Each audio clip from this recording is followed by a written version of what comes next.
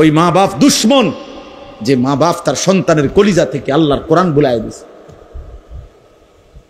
ওই মা বাপ দুশ্মন যারা 16 বছরের সন্তানকে বৈশ্বিক শিক্ষা তো পড়াইছে, যা আখিরাত ভুলায় দিছে।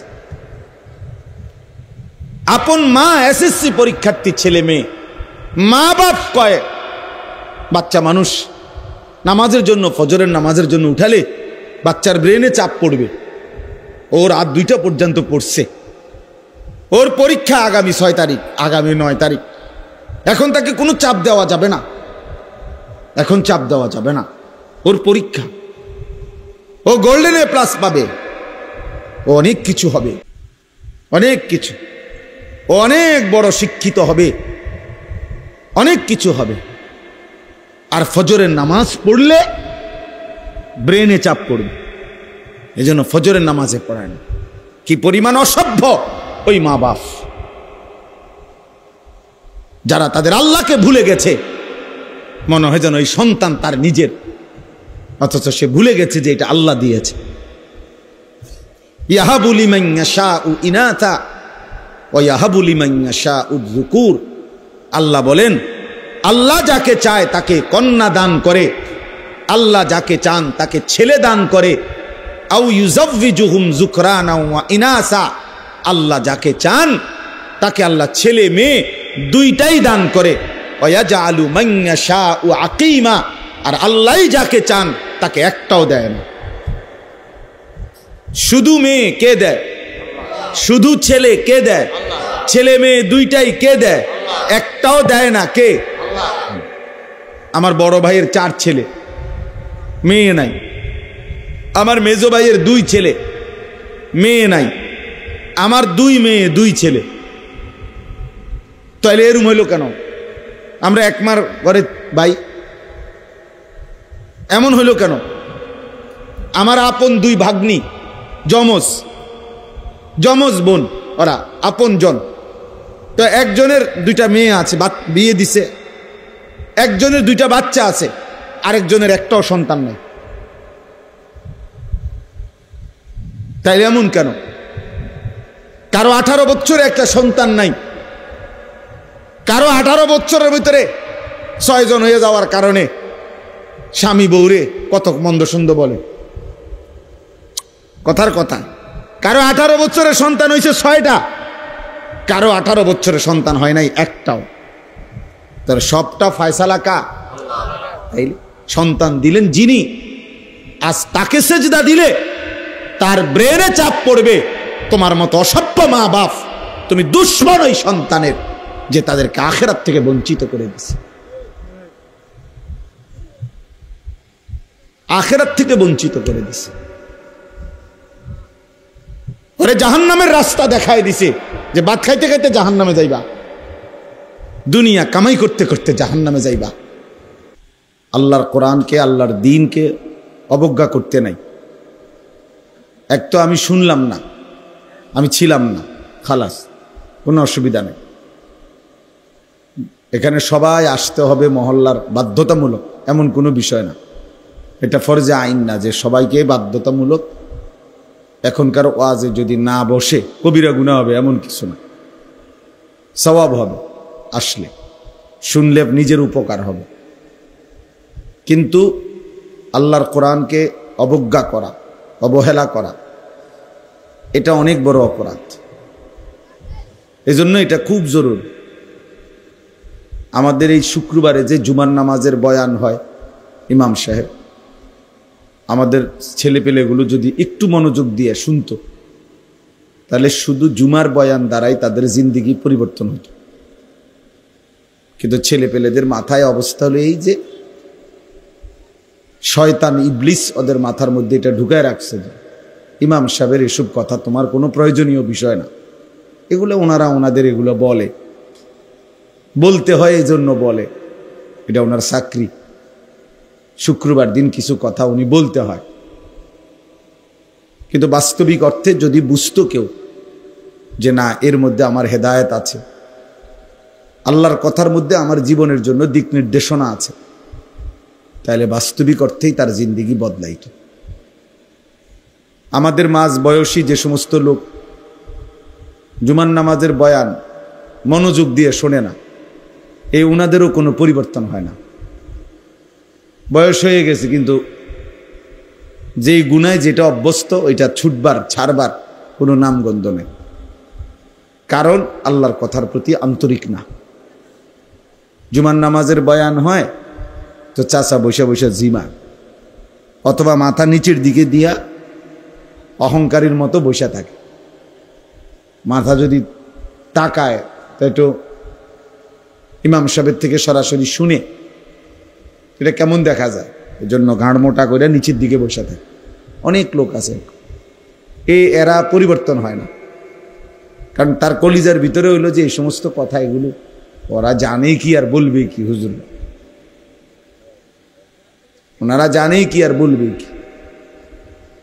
তো এই অবজ্ঞা অবহেলার কারণে আর কোরআন সুন্নাহর ইলম তার কলিজার মধ্যে আসে না। আমরা যখন ছাত্র ছিলাম, মাদ্রাসায় পড়তাম, তো আমাদের উস্তাদরা আমগরে খুব বলতো, এটা আরবি ভাষার কোরআন সুন্নাহর ইলমের একটা গুরুত্বপূর্ণ মূলনীতি, এটা আল ইলমু লা ইউতিকা বা'দাহু হাত্তা তু'তিয়াহু কুল্লাক। অর্থ হলো, তুমি যদি ইলমের জন্য, কোরআন সুন্নাহর জ্ঞানের জন্য, অর্জনের জন্য নিজেকে পুরা সঁপে দাও, উৎসর্গ করে দাও, তাহলে ইলম তোমাকে কিছু দিবে। নিজেকে পুরা দিয়ে দিলে ইলম তোমাকে কিছু দিবে। তাহলে নিজেকে পুরা সমর্পণ করতে হবে, তাইলে কোরআন সুন্নাহর ইলম কিছুটা আসে। তো সেখানে যে গাফেল, তার কাছে তো কোরআন সুন্নাহর ইলম আসবার প্রশ্নই আসে না। এই জন্য আমরা কিতাবে পড়ছি যে ইলম খুব গায়রতওয়ালা, আত্মমর্যাদাওয়ালা, ফলে এটা জানতেন কারো কাছে আসে না। যার কলিজার ভিতরে সর্বোচ্চ আজমত আছে, ইলমের মহব্বত আছে, তো ইলম তার কাছে ধরা দেয়। এজন্য বাংলা, অঙ্ক, ইংরেজি জেনারেল বই এগুলোর মতো কোরআন সুন্নাহর ইলম না। এগুলো জানতেন ভাবে পড়লেই মুখস্থ হয়, জানতেন ভাবে পড়লেই এগুলো বুঝে আসে। এটা মানে আহামরি কিচ্ছু না। কোরআন সুন্নাহর ইলমের কাছে, এক লাইনের কাছে জেনারেল শিক্ষার এই বই সবগুলো একত্র করলে তেমন কিছুই নেই। আমি এগুলো পড়ছি, আমিও মাস্টার্স পাস করছি, ও সায়েন্স বিজ্ঞান বিভাগ থেকে দাখিল, এসএসসি পাস করছি, কাজে এই সম্পর্কে আমাদেরও আইডিয়া আছে। এই জন্য বললাম, এ তেমন কোনো উল্লেখযোগ্য কিচ্ছু না। কোরআন এবং সুন্নাহর ইলম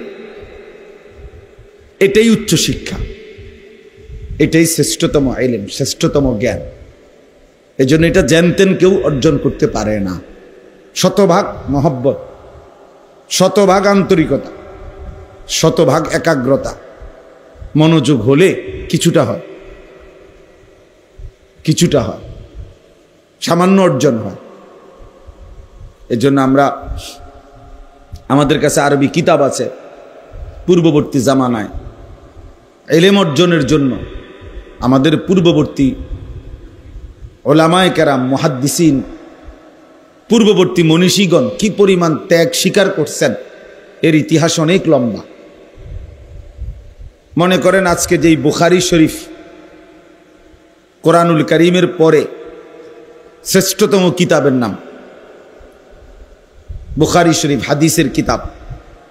ইমাম বুখারী রাহমাতুল্লাহ আলাইহি লিখছেন, ওনার জীবনীতে আছে, উনি বলেন, ক্ষুধার কষ্টে ইলম অর্জনের জন্য আমি এত লম্বা পথ সফর করছি, এত দূর দূরান্তে গেছি যে বহু সময় ক্ষুধার কষ্টে আমাকে ঘাস চাবাইয়া খাইতে হয়েছে। একবার স্পষ্ট কিতাবে আছে, বহু সময় আমি ঘাস চাবাইয়া খাইছি, কোনো খাবারের ব্যবস্থা ছিল না। হযরত আবু হুরায়রা রাদিয়াল্লাহু তাআলা আনহু সাহাবীদের মধ্যে সবচেয়ে বেশি হাদিস বর্ণনাকারী, উনি বলেন এই বিপুল পরিমাণ হাদিস নবীজির থেকে সংগ্রহ করতে গিয়ে কখনো কখনো ক্ষুধার কষ্টে আমি কোথাও বাহিরে গিয়া যে খাবার সংগ্রহ করব এটুকু মানসিকতা আমার ছিল না। কারণ যদি আমার একটা রসুলের একটা কথা ছুটে যায়, একটা বাণী যদি ছুটে যায়, তো এই জন্য উনি বলেন যে আমি কখনো কখনো মসজিদে নববীর বারান্দায় উপুর হইয়া লম্বা হইয়া শুয়ে কাঁপতে থাকতাম। আর আমার সঙ্গী সাথীরা বলতো আবু হুরায়রার মৃগী রোগ, খিঁচুনি রোগ। এই জন্য সবাই আমারে ঘাড়ে পিঠে হাত বুলাইতো আর বলতো আমার মৃগী রোগ আছে, খিঁচুনি রোগ আছে। কিতাবে আমরা নিজে পড়ছি, হযরত আবু হুরায়রা রাদিয়াল্লাহু তাআলা আনহু বলতেন এই অবস্থায় ওয়াল্লাহি মা বি ইল্লাল জু', সাহাবীদেরকে অন্যান্যদেরকে বলতেন আল্লাহর কসম বন্ধুরা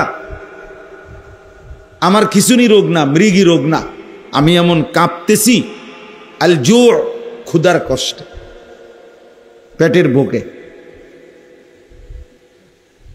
কিন্তু এরপরেও রাসূলুল্লাহ সাল্লাল্লাহু আলাইহি ওয়াসাল্লামের দরবার থেকে যায় নাই। বিনিময়ে আজকে তিনি সবচেয়ে বেশি হাদিস বর্ণনা করেন। এটা চারটিখানি বিষয় না। এই জন্য সবার জন্য, আপনাদের জন্য বলি, আল্লাহর কথা সর্বোচ্চ আন্তরিকতা নিয়ে শুনতে হয়, তাহলে কিছু অর্জন হয়। ইলমবিহীন আমল ভুলে ভরা। হাসরের ময়দানে গিয়ে দেখবেন কোনোটার কান নাই, কোনোটার হাত নাই, কোনোটার পাও নাই, কড়ি ভাঙ্গা, ঠ্যাং ভাঙ্গা, মাথা ভাঙ্গা। তার মানে আমল তো করছেন, আপনি তো মনে করছেন আপনি 5 ওয়াক্ত নামাজ পড়ছেন, কিন্তু কোনোটার রুকু হয় নাই, কোনোটার সেজদা হয় নাই, কোনোটার ওযু ঠিক মতো হয় নাই, ফলে যথাযথ নেকি অর্জন হয় নাই, অর্জন হয় নাই। এই জন্য ইলম জরুরি, ইলম জরুরি। আল্লাহ পাক রব্বুল আলামিন সর্বপ্রথম ইলমের কথা বলছেন, ফা'লাম আন্নাহু লা ইলাহা ইল্লাহু। এই কথার ইলম অর্জন করো যে আল্লাহ ছাড়া আর কোনো ইলাহ নাই।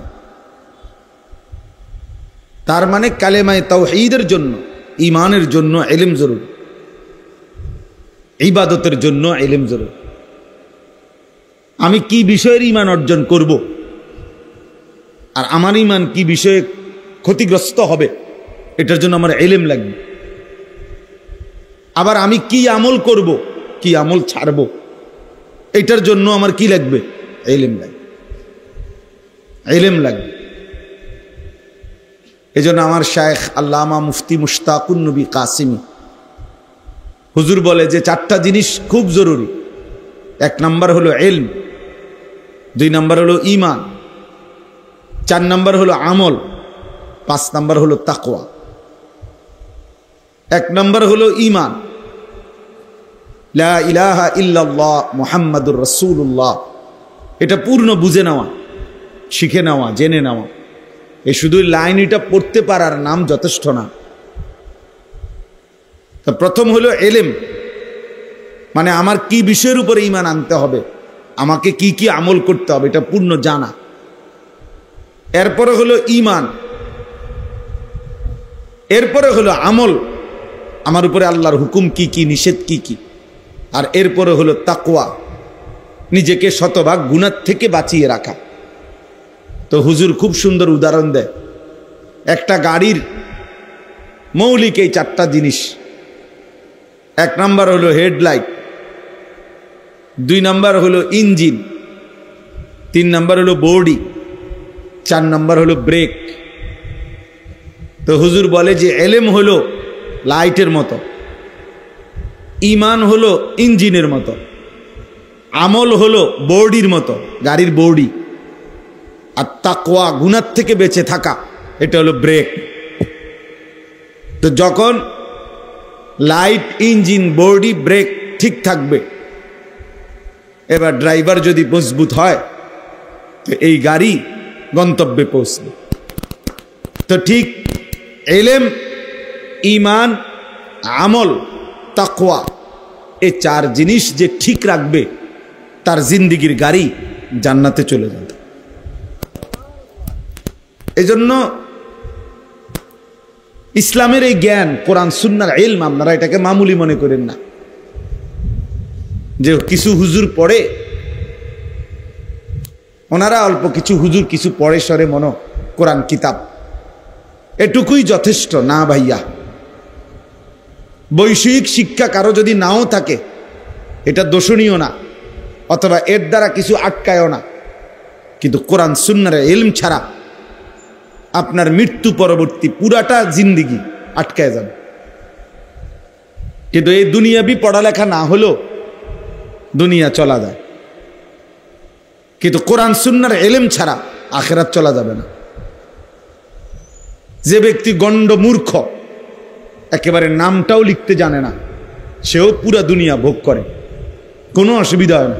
বিয়ে করতেও সমস্যা হয় না, বাড়ি করতেও সমস্যা হয় না, নেতাগিরি মাতবরি করতেও সমস্যা হয় না। বহুত নেতা আছে, মাতবর আছে, নামটাও দস্তখত করতে জানে না। হেইতের বুদ্ধির সামনে বহুত বড় বড় শিক্ষিত ফেল, এর এক কথা তুড়ির লগে উড়ে যায়। অনেক আছে, আমিও তো দেখছি। কত হেবাটা কি টিপসই দেয়, মানে নামটাও লিখতে পারে না, টিপসইও দিতে পারে না, আঙ্গুল দইরা দেওয়ান লাগে।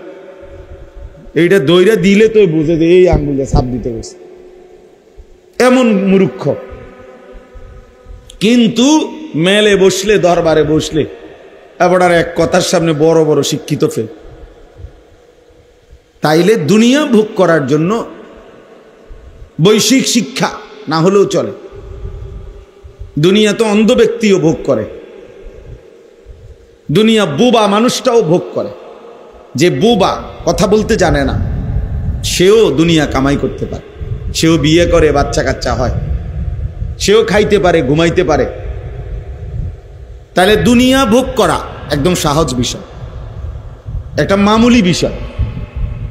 আপনি এত বুদ্ধি খাটাইয়া, এত পড়ালেখা করে, এত কিছু কইরা আপনি যেই ভাত মাছ খান, যেই চাল ডাল খান, মূর্খ মানুষ এড়িয়ে খায়।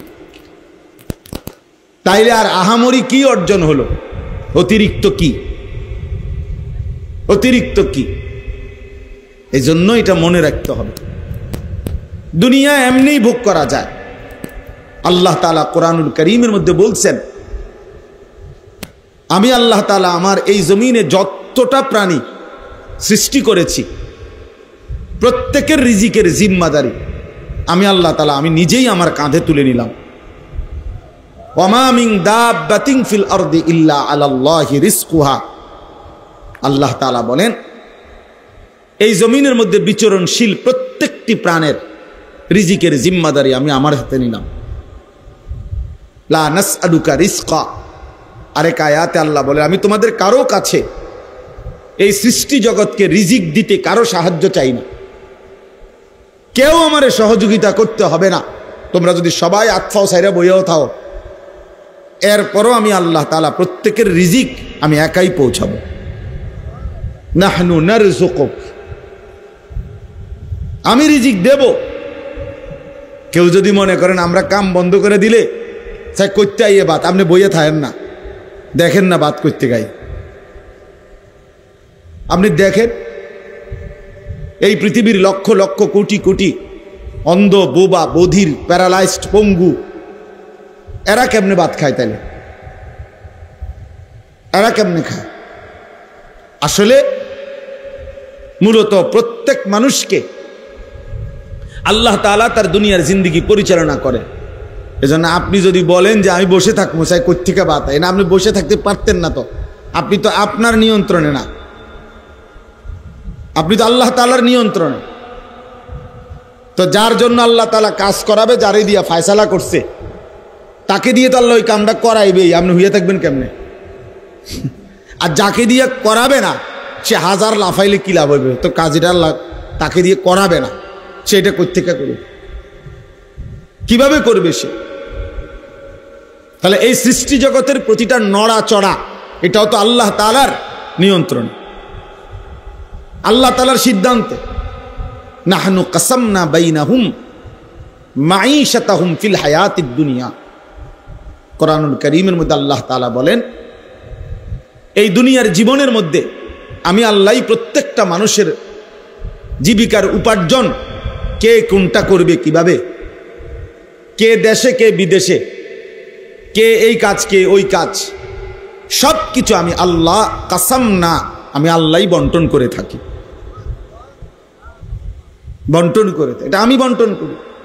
একজন চেয়ারম্যানকে নাই তো আপনি দায়িত্ব দিয়া দেখেন যে এই এলাকার মধ্যে 2000 ভোটার, সবাই ভোট দিয়ে আপনারে নির্বাচিত করছে। এখন এই এলাকার মধ্যে আমাদের 20 রকমের কাজ দরকার। কিছু লোক দরকার রিক্সা চালাবে, কিছু লোক দরকার যারা দোকানদারি করবে, কিছু লোক দরকার যারা টয়লেট বাথরুম সাফ করবে, কিছু লোক দরকার যারা জুতা ছিলাবে, কিছু লোক দরকার যারা অফিস আদালত করবে, কিছু লোক দরকার যারা শিক্ষা প্রতিষ্ঠান চালাবে। এখন আমনে চেয়ারম্যান, আমনে ভাগ করে দেন কে কোনটা করত। রিক্সা চালাইতো কে আর জুতা সিলাইতো কে, আমনে ঠিক করে দেন। তো চেয়ারম্যান যদি এটা ঠিক করতে বসে তো যার নামে প্রথম লিখবে যে তুমি রিক্সা চালাইবা। হেতে কি বলবো, কি আমি কি ভোট অর্ধেক দিছি বেটা, আমার পয়লা রিক্সাটা আমার কান্দে দিলা, আমার একটা প্রাইভেট কার দিতে না। তাহলে চেয়ারম্যানের 5 বছর না 25 বছর যাবে গা এই কাজ বন্টন করে দিতে, এই ফিডাফিডিতে তো এবার যান শেষ হয়ে যাবে। সে কিভাবে সম্ভব? এটা জীবনেও পারবে না, কোনোদিনও পারবে না। বরং আল্লাহই কুদরতিভাবে প্রত্যেকের কলিজার ভিতরে এক একজনের এক একটা কাজের প্রতি আল্লাহ তাআলা আগ্রহ দিয়া দেয়।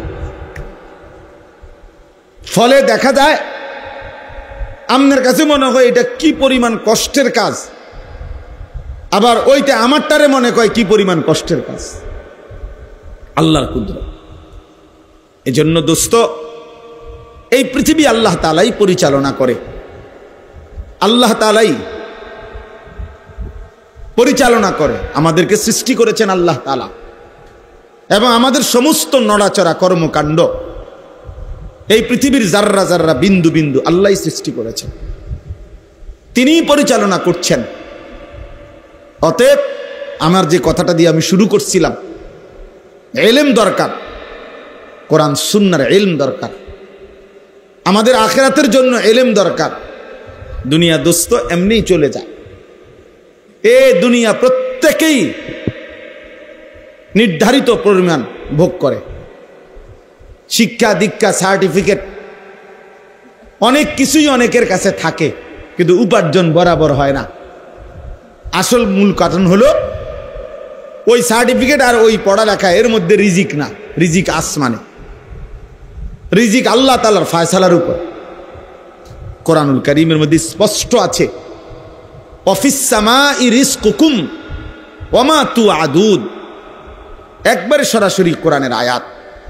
আল্লাহ তাআলা বলেন অফিস সামাই রিজকুকুম, তোমাদের রিজিক আসমানে। সামাউন মানে আসমান,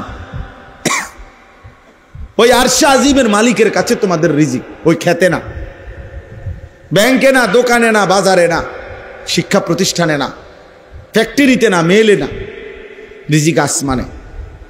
ওমা তুআদুন, এবং তোমাদেরকে দুনিয়ায় যা কিছু দেওয়ার ওয়াদা করা হয়েছে সব কিছুর ফয়সালা আসমানে। কোথায় বলেন? আসমানে ফয়সালা। অফিস সামা।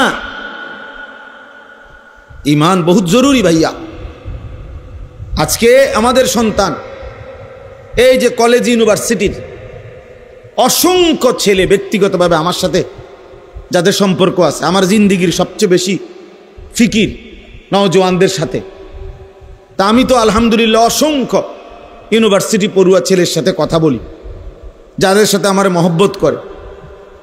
কি করে পেরেশানি, সবচেয়ে বড় তাদের একটা পেরেশানি হলো কথা বললেই বলে যে হুজুর ডিপ্রেশনে ভুগি, মানে মানসিক অস্থিরতা। তো কি জন্য অস্থিরতা? একটা ভালো চাকরি হবে কিনা, একটা ভালো চাকরি হবে কিনা, স্টাবলিশড হতে পারবো কিনা, প্রতিষ্ঠিত হতে পারবো কিনা, এই এক টেনশনে, এই টেনশনে, এই সার্টিফিকেট দিয়ে প্রতিষ্ঠিত হতে পারবো কিনা।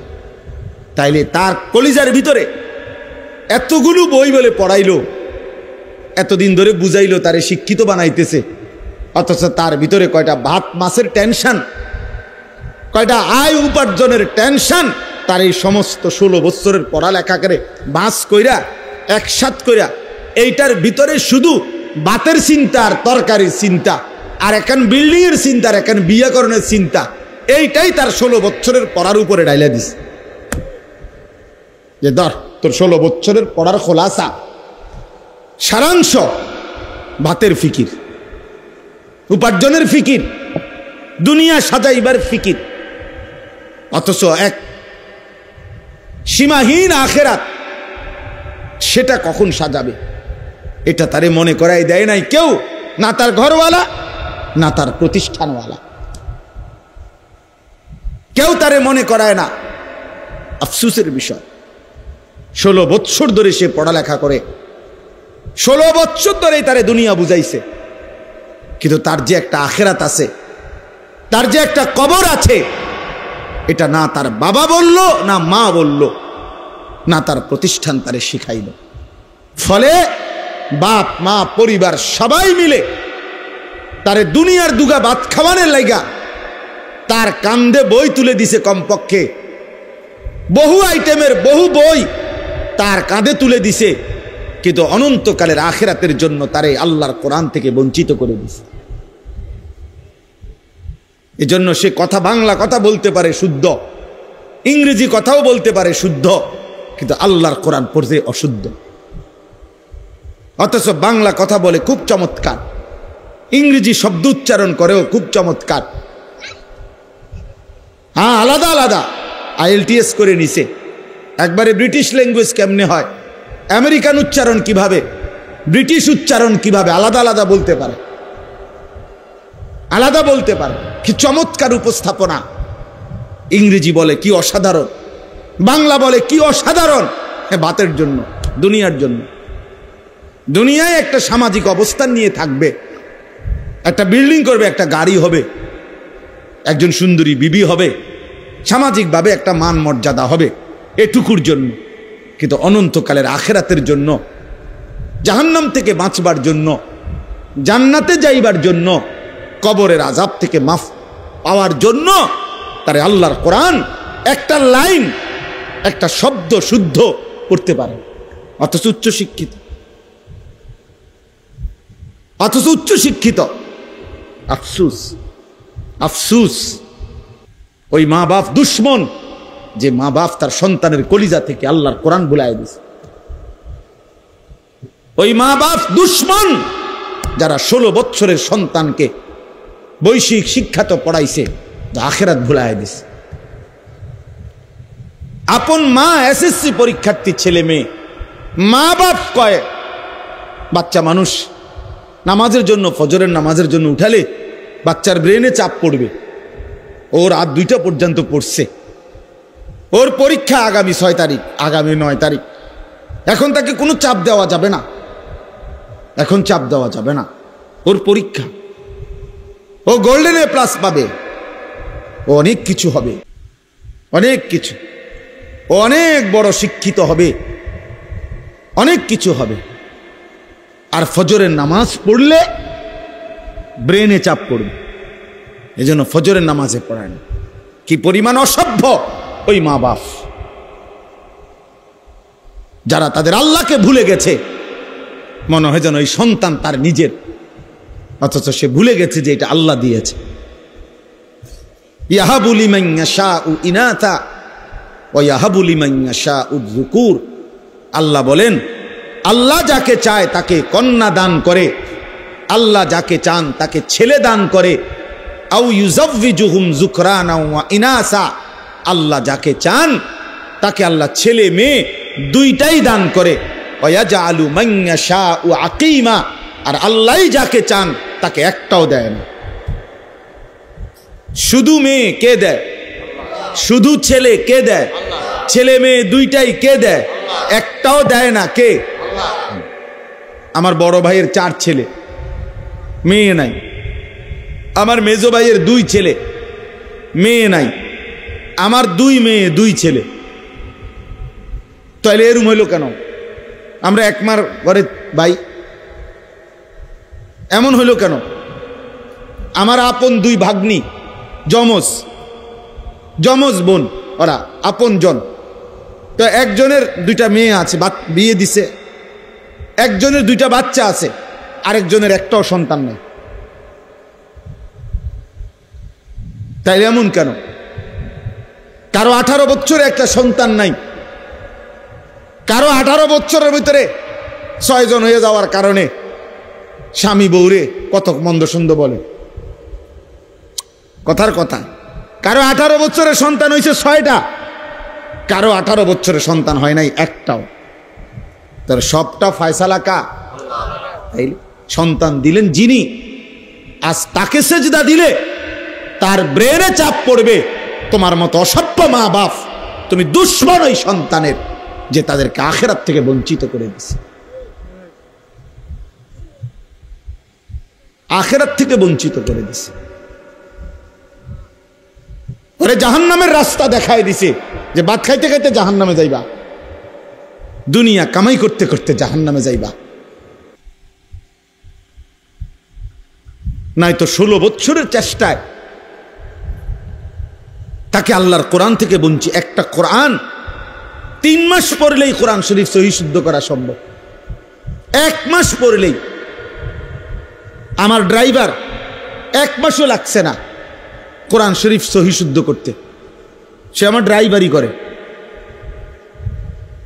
2 ক্লাসেও পড়ছে না। প্রাইমারি পাস করছে কিনা সন্দেহ, আল্লাহর কোরআন পড়তে পারে।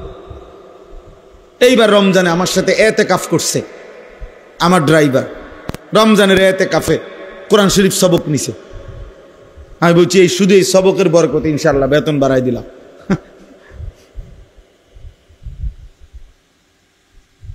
তো এই জন্য বললাম আল্লাহর কোরআন থেকে। অথচ আল্লাহ তাআলা কোরআনুল কারীমের মধ্যে বলছেন, ওয়ালাকাদ ইয়াসসারনাল কোরআনা লিযিকর, আমি কোরআন সহজ করে দিয়েছি, সবার জন্য সহজ, শেখার জন্য, পড়ার জন্য, বুঝার জন্য। এই জন্য প্রিয় ভাই আমার, যে কয়জন নওজোয়ান ভাই বসছো এখানে, স্কুল পড়ুয়া, কলেজ পড়ুয়া, ইউনিভার্সিটি পড়ুয়া, আমি অনুরোধ করি সবার কাছে, আল্লাহর কোরআন পড়েন। রাসূলুল্লাহ সাল্লাল্লাহু আলাইহি সাল্লামের এক হাদিস পড়েন। কোনো না কোনো ভাবে, সব পড়া ছেড়ে দিতে বলি না আমি। স্কুল পড়া বন্ধ করে দেন, কলেজ পড়া বন্ধ করে দেন, আমি এটা বলি না। কসম আল্লাহর, আমি এটা বলছি না। পরে কোনো সমস্যা নাই, পড়ো ভাইয়া, কোনো অসুবিধা নাই। তুমি আরো পড়ো, আরো পড়ো, আরো পড়ো, পড়াই তো দরকার। এই পৃথিবীতে সবচেয়ে প্রথম, সবচেয়ে বেশি পড়ালেখার গুরুত্ব দিয়েছে যেই ধর্ম, সেটা ইসলাম। ইসলাম যেদিন পৃথিবীতে আমাদের নবী সাল্লাল্লাহু আলাইহি ওয়াসাল্লামের মাধ্যমে আল্লাহ তাআলা যেদিন পৃথিবীতে এই ইসলামকে, এই দ্বীনকে পরিচিত করছেন, সেদিনের প্রথম শব্দই ছিল ইকরা। এই কথার দ্বারাই ইসলাম পৃথিবীতে কি হয়েছে? আলোর মুখ দেখলো। এই কথার দ্বারাই কোরআন নাজিল শুরু হইল। এই কথার দ্বারাই পৃথিবীবাসী জানলো যে তিনি আল্লাহর রসুল। তাইলে ইকরা, পড়ো, পড়ুন। তাহলে প্রথম দিনে ইসলামের সবক পড়া। পড়তে তো নিষেধ না, পড়তে তো মানা না, কিন্তু আল্লাহকে ছেড়ে দেওয়া কেন?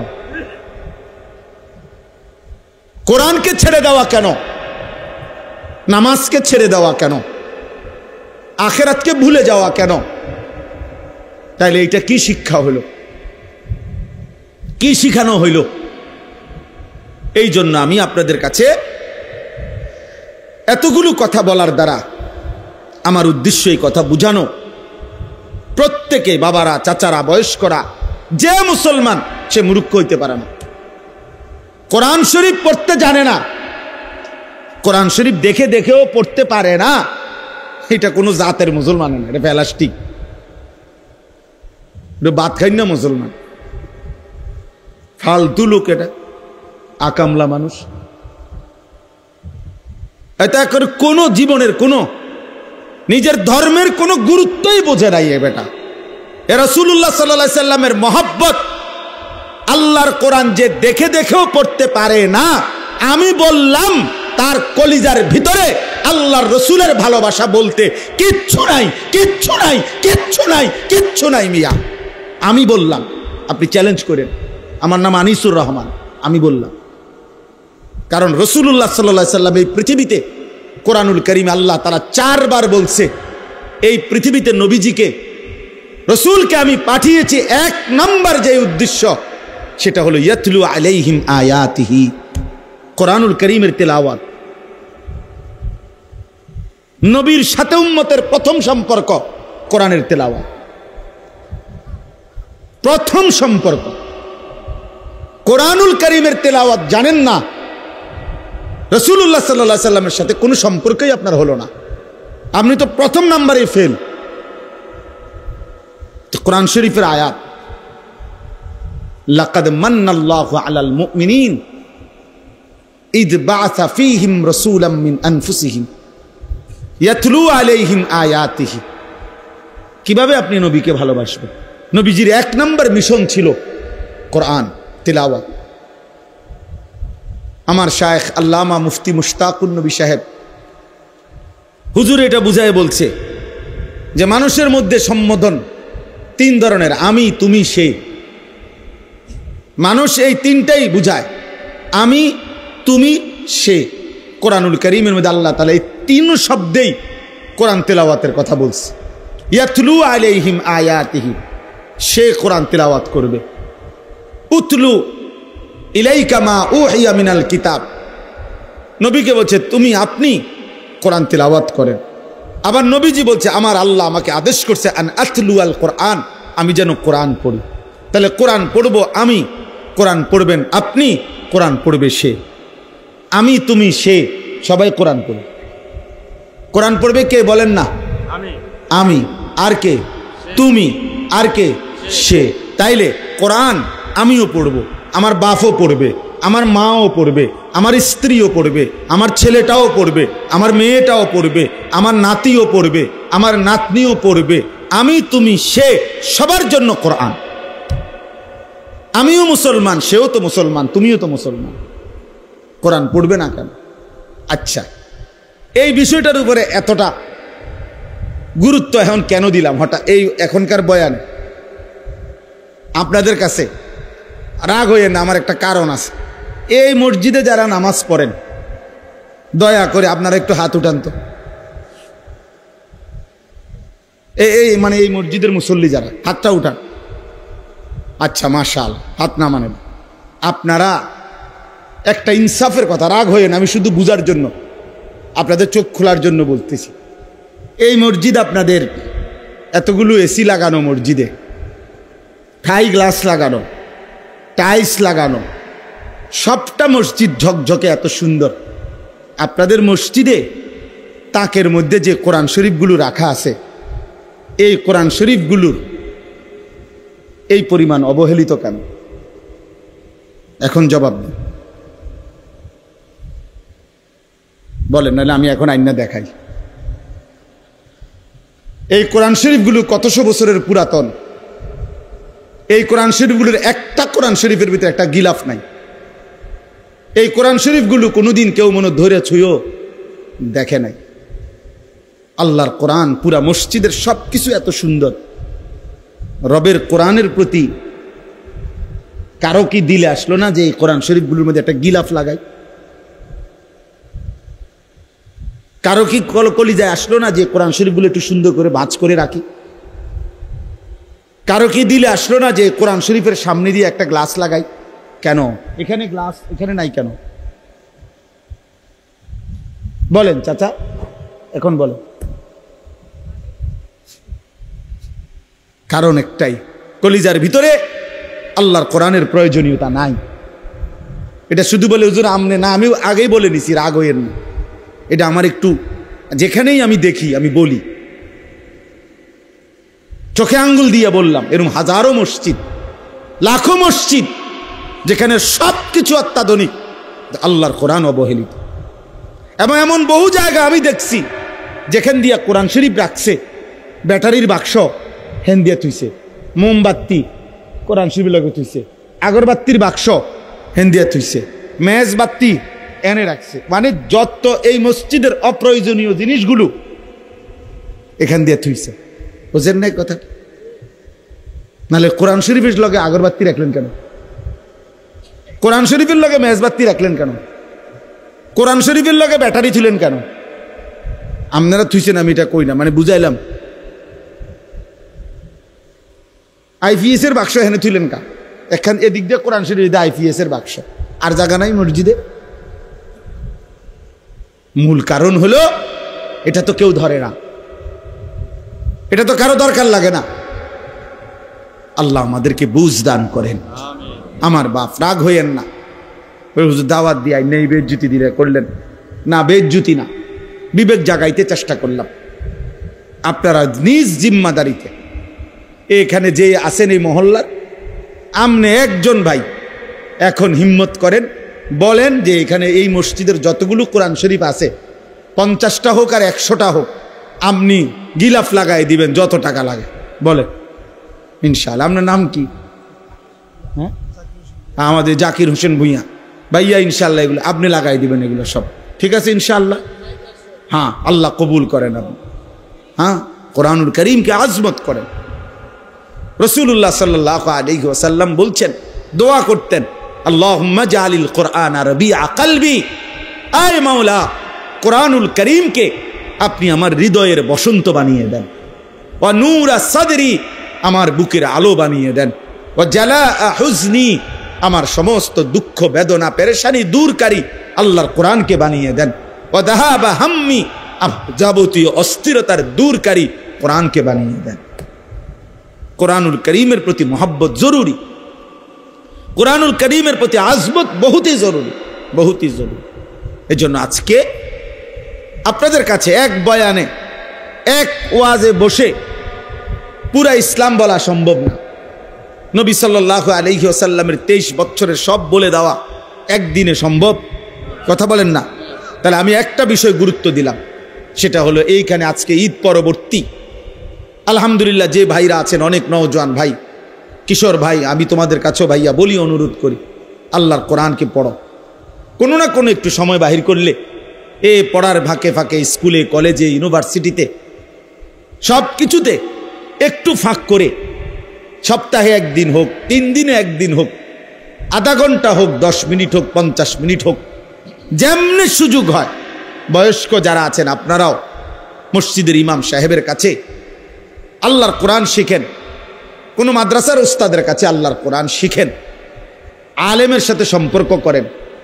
আমাদের দেশে অনেক মুসলমান আমরা মসজিদের ইমামের সাথে আমাদের আন্তরিকতা কম, সালাম ফিরাইয়াই বের হয়ে গেছে, সালাম ফিরাইয়াই না ইমাম সাহেবের কাছে বসে। আমার খুলনার হজরত, বাংলাদেশের একজন শ্রেষ্ঠ বুজুর্গ, পাকিস্তান করাচির বিশ্ববিখ্যাত বুজুর্গ, কুতুবে আলম আরিফ বিল্লাহ হজরত মাওলানা শাহ হাকিম মোহাম্মদ আখতার রহমতুল্লাহ আলাইহির খলিফা হজরত মাওলানা মুফতি নুরুল আমিন সাহেব, অনেক বড় একজন আল্লাহওয়ালা হজরত মাওলানা মুফতি নুরুল আমিন, উনারে আমরা খুলনার হজরত বলি। তো উনি একদিন বয়ানে বলছিলেন, যশোর এক মাহফিলে আমি হুজুরের সাথে ছিলাম, তো হুজুর বয়ানে বলতেছিলেন 30টা বছর ধরে, 20টা বছর ধরে, কথাটা খেয়াল করেন, 30 বছর ধরে, 20 বছর ধরে, 10 বছর ধরে আল্লাহর ঘর মসজিদে যে মানুষটা দিবানিশি 5 ওয়াক্ত নামাজের ইমামতি করছে, বিশ্বাস করেন আমি হুজুরের কথা, শায়েখের কথা বলতেছি, উনি বলছেন নিঃসন্দেহে এই ব্যক্তি, এই ইমাম আল্লাহওয়ালা, আল্লাহওয়ালা। তাকে কদর করা উচিত, তাকে ভালোবাসা উচিত, তাকে শ্রদ্ধা করা উচিত। হ্যাঁ, হঠাৎ করে আসা বক্তার কপালে জোটে 50,000 টাকা, কিন্তু ইমাম সাহেবের কপালে জোরে কেনা 200 টাকা। কেন? কারণ উনি যে ফরজ নামাজের ইমামতি করে, এই জন্য এটা অন্যায় হয়েছে ওনার। অথচ ফরজ নামাজের দাম বেশি না? কথা বলেন না কেন? তো ইমামের দাম বেশি। আল ইমামু যামিন, আল্লাহ নবী সাল্লাল্লাহু আলাইহি ওয়াসাল্লাম বলছেন ইমাম পুরা মহল্লাবাসীর জিম্মাদার। তাদের ঈমান, আমল, আখলাক, আখিরাত সর্ববিষয়ের পাহারাদার। নবী সাল্লাল্লাহু আলাইহি ওয়াসাল্লাম আলাদা দোয়া করছেন, আল্লাহুম্মা আরশিদিল আইম্মা, আল্লাহ ইমামদেরকে আপনি হেদায়েতের রাস্তা, কল্যাণের রাস্তা আপনি দেখান। কারণ তার পিছনে মানুষ অনুসরণ করে, তাকে মানুষ অনুসরণ করে। এই জন্য মসজিদের ইমামের সাথে সম্পর্ক বাড়ান, আলেম দ্বীনের সাথে সম্পর্ক বাড়ান। একটা একটা মাসআলা শিখেন, একটা একটা শব্দ শিখেন। নিজের রুকুটা একজন আলেমকে দেখান যে হুজুর আমার রুকু হয় কিনা, আমার সেজদা হয় কিনা, আমার নামাজ হয় কিনা, আমার অজু হয় কিনা, আপনি একবার দেখায় নেন। হ্যাঁ বলে হুজুর ছোটবেলায় তো আমি মক্তবে শিখছি। ঠিক আছে বাবা, মক্তবে শিখলেও তো আজকে 40 বছর হয়ে গেছে। 50 বছর পরে আপনার বেখেয়ালে কোনো ভুল তো থাকতে পারে। এখন যদি শুধরায় নেয়, আখিরাত সুন্দর হয়ে গেল। কবরে গিয়া অনুভব করিলে সুন্দর করার তো আর সুযোগ হলো না। পরকালে গিয়ে তো আপনি বুঝবেন, কিন্তু সব লাভ তো হবে না। কোরআন শরীফে কথাই স্পষ্ট আছে, প্রত্যেকটা নাফরমান হাসরের ময়দানে তার সমস্ত পাপের কথা মনে পড়বে। ওয়াজিআ ইয়াউমাইদিন বিজাহান্নাম ইয়াউমাইদিন ইয়াতাযাক্কারুল ইনসান ওয়া আন্না লাহুদ যিকরা। আল্লাহ বলে হাসরের ময়দানে যখন ফেরেশতারা জাহান্নামকে টেনে আনবে, সবার সামনে এনে দাঁড় করাবে জাহান্নামকে, জাহান্নামকে টাইনা আনবে। এই যে মনে করেন এটা সাউন্ড বক্স, এটা যেরকম আমরা এখন সবাই দেখতেছি, এরকম জাহান্নামকে টেনে এনে দাঁড় করাবে ফেরেশতারা। কোরআন শরীফের আয়াত।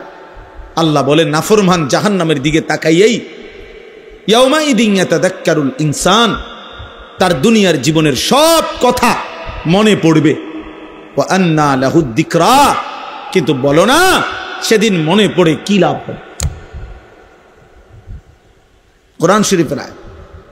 ওয়া আন্না লাহুদ যিকরা, বলো না মনে পড়ে কি লাভ হবে? বুঝে তো আসবে। লাতারাবুন্নাল জাহিম সুম্মা লাতারাবুন্নাহা আইনাল ইয়াকিন। আল্লাহ বলে বান্দা এই 2 চোখে জাহান্নামকে দেখবা, আর 2 চোখে দেখে, চোখে দেখা বিষয়ে যেমন নিশ্চিত হয় এরকম নিশ্চিত হবা জাহান্নামের ব্যাপারে। মনে করেন এইটা যে একটা হ্যান্ডবিল, এটা আপনারা নিশ্চিত না? না, এটা একটা মূলত মোবাইল। হ্যাঁ হ্যাঁ, আমি প্রধান বক্তা।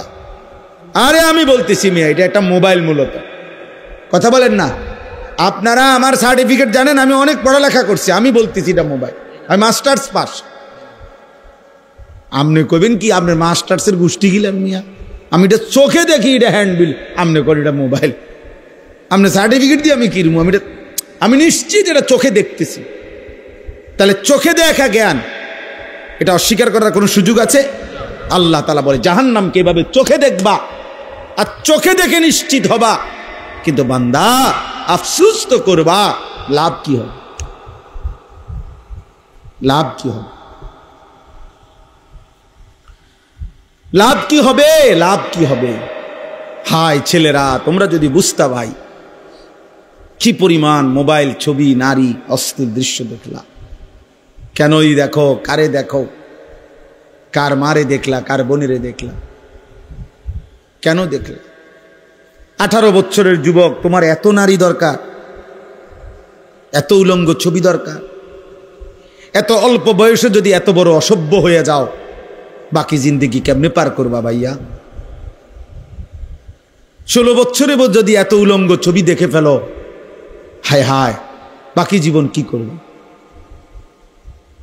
18 বছর না যাইতেই যদি এত সারা রাত মোবাইলে নারীর ছবি, নাচ, গান, উলঙ্গ দৃশ্য দেখো, হায় হায় জানোয়ার, আগামী জিন্দেগি কেমনে চালাইবা?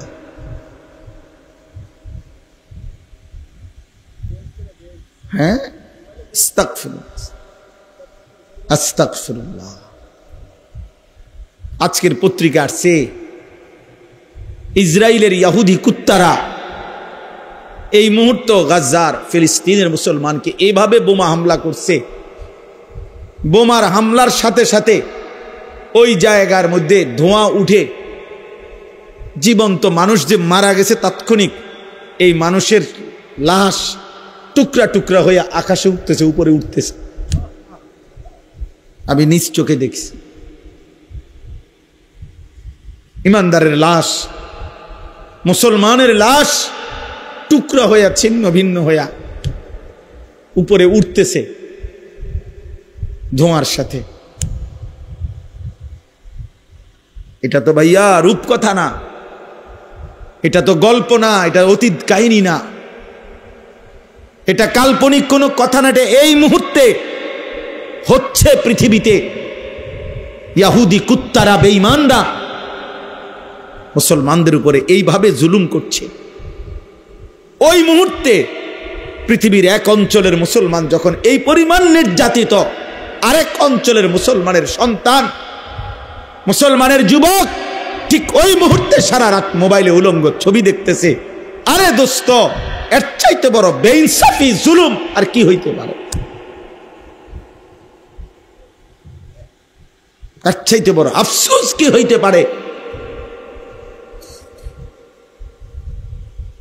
এর চাইতে বড় আরে কিছু করতে না পারি, চোখের এক ফোঁটা পানি তো ফেলতে পারি, আল্লাহর কাছে তো দুইটা হাত তুলতে পারি না। মনে হয় যেন পাশের বাড়ির মুসলমানকে রক্তে ভাসায় দিছে, এই ঘরের ছেলে তখনও মোবাইলই টিপতেছে। আমার সমস্যা কি? তারা মেরে লেছে, আমার কি? আমার সমস্যা কি? আমার তো মারছে না, আমারও তো মারছে না। মিয়ানমারে না ভূমিকম্প হয়েছে, আমার দেশে তো হয়েছে না, আমরা বুড়িসং তো আর হয়েছে না, অসুবিধা কি?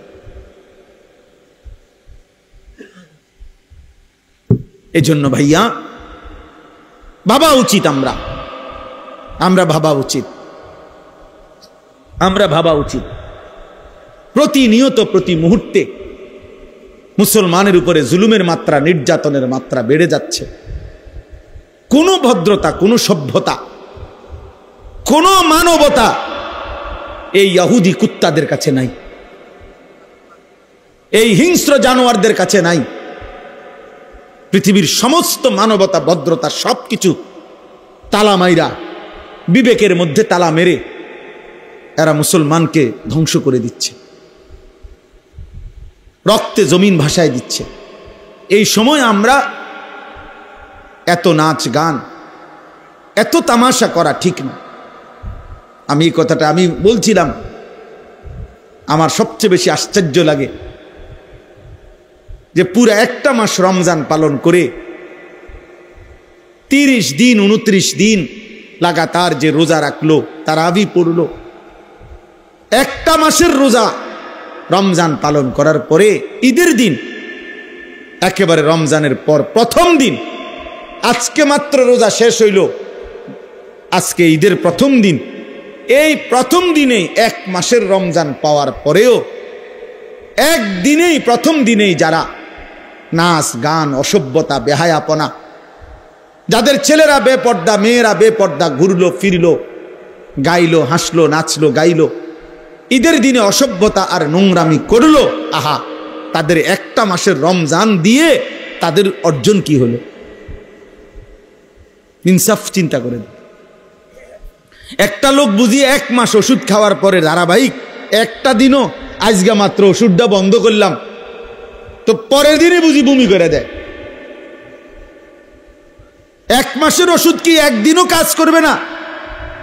তাহলে একটা মাস রমজান রোজা রাখবার পরেও যেই ছেলেগুলো, যেই মেয়েগুলো বেহায়া, বেপর্দার ঈদের দিনে অসভ্যতা ছড়ায়া দিল, নাচলো, গাইলো, মেয়েগুলো বেপর্দা ছুটলো, ছেলেগুলো এক ওয়াক্ত নামাজ পড়লো না, আহা বাপ, এখানেও যদি এমন কেউ থাকো, তোমারে আমি হাত জোড় করে বলি, বন্ধু বলো, এত বড় রমজান দিয়ে তোমার কি অর্জন হলো?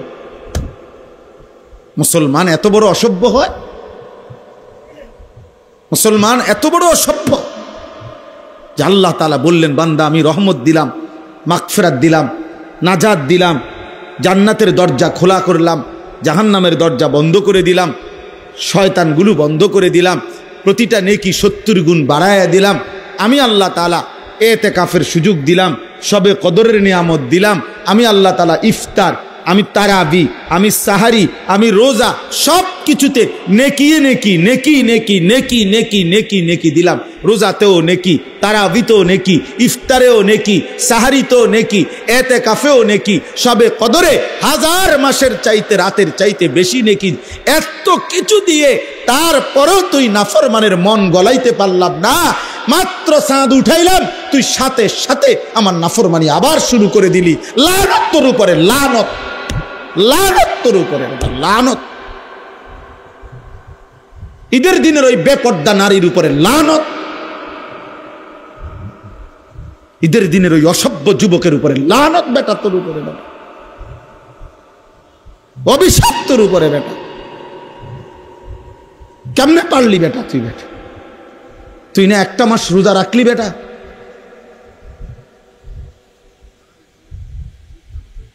একদিনও কি মানুষ গুনার থেকে বাঁচে না? আল্লাহ আমাদেরকে বিবেক দান করেন, আল্লাহ আমাদেরকে বুঝ দান করেন। তাহলে আমার কথা শেষ। আল্লাহ তাআলা বলছেন, এই যে আয়াত আমি পড়ছি, এই আয়াতের মধ্যে আল্লাহ তাআলা বলছেন, ইউরিদুল্লাহু বিকুমুল ইউসরা ওয়ালা ইউরিদু বিকুমুল উসর। আল্লাহ বলে, বান্দা বিশ্বাস করো, শরীয়তের নামে, বিধানের নামে আমি কোনোটাই তোমাদের জন্য কঠিন করি নাই, সহজ করেছি, সহজ করেছি। বান্দা, আমি একটা হুকুম আমার বান্দার উপরে আমি আল্লাহ কঠিন করি নাই, আমি সহজ করেছি। কাজেই বলি তুকমিলুল ইদ্দাতা, আমার রোজার মাসটা রমজান সবগুলো হুকুম আহকামের মাধ্যমে একেবারে গুনে গুনে পূর্ণ কইরো। আল্লাহ বলছে রোজা পুরা রাইখো, ইফতার, তারাবি, সাহারি, এতেকাফ, শবে কদর সবগুলো হুকুম আহকাম পূর্ণ আদায় করো।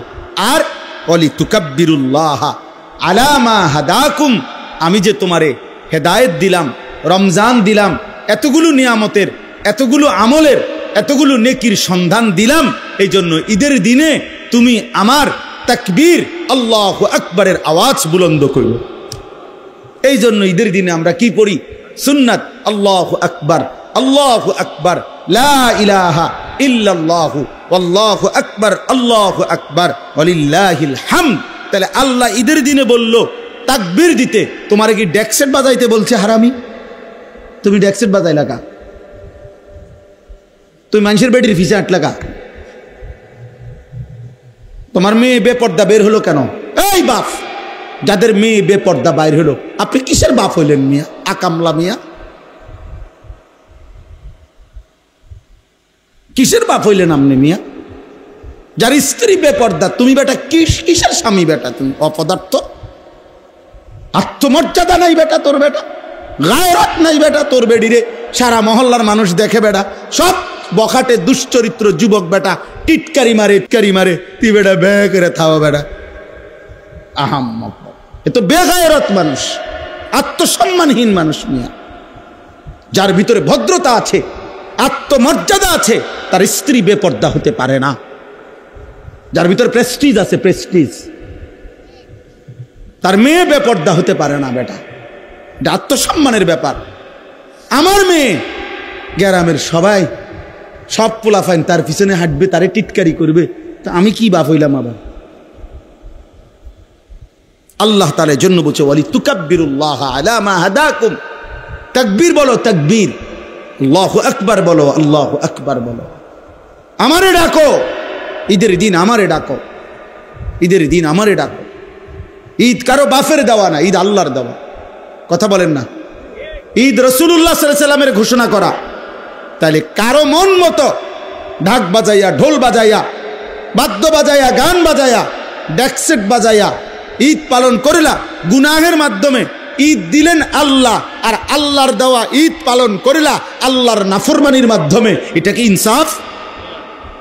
আস্তাগফিরুল্লাহ, এটা কিভাবে ইনসাফ হলো বলেন? আল্লাহ আমাদেরকে বিবেক দান করেন। ওয়ালাআল্লাকুম তাশকুরুন, আল্লাহ তাআলা বলেন, আর এই রমজান পেয়ে তুমি আমার শুকর আদায় করো। আমি তোমারে হায়াত দিছি, তুমি জানো পুরা রমজানে আমি বহু লোককে কবরে নিয়ে গেছি, কিন্তু তোমারে আমি মৃত্যু দেই নাই, পুরাটা মাস হায়াত দিলাম। অতএব এই পুরা মাসের হায়াত পেয়ে তুমি আমার শুকর আদায় করো যে আল্লাহ আপনি আমারে হায়াত দিছেন, আপনি আমারে বাঁচায় দিছেন, আপনি আমারে রহম করছেন, ফলে আমি রমজান পেলাম, রহমতের অংশও পাইছি, মাগফিরাতের অংশও পেয়েছি, নাজাতের অংশও পাইছি, সবে কদরের রাত্রিও জাগতে পারছি, ইতিকাফও করতে পারছি, তারাবিও পড়লাম, ইফতারও করলাম, সাহারিও খাইলাম, রোজাও রাখলাম। মাওলা তোমার শুকর মাওলা, তুমি হায়াত না দিলে আমি কেমনে করতাম, তুমি জীবন না দিলে আমি কেমনে করতাম। আমি যেদিন চাঁদ উঠে এবছর, সেদিন আমি মদিনা শরীফ ছিলাম। এবার রমজানের চাঁদ উঠে যখন আমি উমরায় ছিলাম তখন মদিনায় ছিলাম। আমার শায়েখ আল্লামা মুফতি মুশতাকুন নবী সাহেব সহ আমরা অনেক বিরাট কাফেলা তখন মদিনায় ছিলাম। তো মাগরিবের আগ টাইমে নবী সাল্লাল্লাহু আলাইহি সাল্লামের রওজা শরীফের পিছনে আমরা বসা। এই সময় মাগরিবের আজান হইছে, তো একটু দেরিতে নামাজ শুরু হইছে। ইমাম সাহেব রোজার উপরে যে আয়াত কুতিবা আলাইকুমুস সিয়াম মাগরিবের নামাজে এটাই পড়ছে, আমরা বুঝছি চাঁদ উঠছে, নাই তো উনি এই আয়াত এখন পড়তো না। তো চাঁদ উঠছে, তো সালাম ফিরাইয়া এবার মুয়াজ্জিন জানাজার ঘোষণা দিছে। জানাজা মক্কা মদিনায় প্রত্যেক ওয়াক্তেই কি হয়, জানাজা হয়। তো জানাজার ঘোষণা দিছে, আর ঠিক ওই টাইমে আমার হুজুর আল্লামা মুফতি মুশতাকুন নবী সাহেব হুজুর আমার হাতে ধইরা বলতেছে, মাওলানা একবারে কাঁদা কাঁদা সুরে, মাওলানা এই মানুষগুলো এখন যাদের জানাজা হবে, আহা গত 2 মাস যাবত তারাও রমজানের আশায় দোয়া করছিল, তারাও তো দোয়া করছিল আল্লাহুম্মা বারিক লানা ফি রাজাবা ওয়া শাবান ওয়া বাল্লিগনা রমাদান। বলতেছে মাওলানা আজ তো চাঁদ উঠলো, কিন্তু তারা তো কবরে চলে, তারা তো রমজান পেল না। এজন্য বন্ধু আল্লাহ তাআলা দয়া করে তোমারে আমারে রমজান দিছেন, আল্লাহ হায়াত দিছে, ওয়া লাআল্লাকুম তাশকুরুন। এজন্য আল্লাহ বলছে বান্দা আমি হায়াত দিছি, আমি তৌফিক দিয়েছি, আমি সুস্থতা দিয়েছি, আমি আফিয়ত দিয়েছি, অতএব আমার শুকর আদায় করো, আমার বিরোধিতা করো না, আমার নাফরমানি করো না, আমার অবাধ্যতা করো না। অথচ আমরা এতটা মায়া করে আল্লাহ বললেন, আর আমরা ঈদের দিন মানে রমজান শেষ হইতে না হইতেই আল্লাহকে বৃদ্ধাঙ্গুলি দেখাইয়া আল্লাহর নাফরমানি শুরু করে দিন। আল্লাহ আমাদেরকে বুঝ দান করেন, আল্লাহ আমাদেরকে বিবেক দান করেন, গুনাহ থেকে বাঁচবার তৌফিক দান করেন। আজকে কি কথা হইল? 1 নাম্বার কথা হইল কোরআন সুন্নাহর ইলম জ্ঞান, কোরআন সুন্নাহর অর্জন করা আমাদের প্রত্যেকের উচিত। 2 নাম্বার, প্রত্যেকেই জওয়ান বুড়া নারী পুরুষ ছোট বড় প্রতিটি মুসলমান আল্লাহর কোরআন সহি শুদ্ধ শেখা উচিত, ঠিক কিনা বলেন না? 3 নাম্বার, আমাদের উচিত ছিল রমজানকে কদর করা, আমাদের উচিত ছিল ঈদের দিনে আল্লাহর নাফরমানি না করা। শেষ কথা হলো আমাদের উচিত আল্লাহ তাআলার শুকর আদায় করা যে আল্লাহ আমারে এখনো হায়াত দিছেন। আর শুকর মানে আল্লাহর আনুগত্য করা, আল্লাহর নাফরমানি ছেড়ে দেওয়া। আল্লাহ আমাকে, আমার যুবক ছেলেদেরকে, বয়স্ক বাবাদেরকে, পর্দার আড়ালের মাদেরকে সবাইকে তৌফিক দেন, কবুল করেন, আমিন।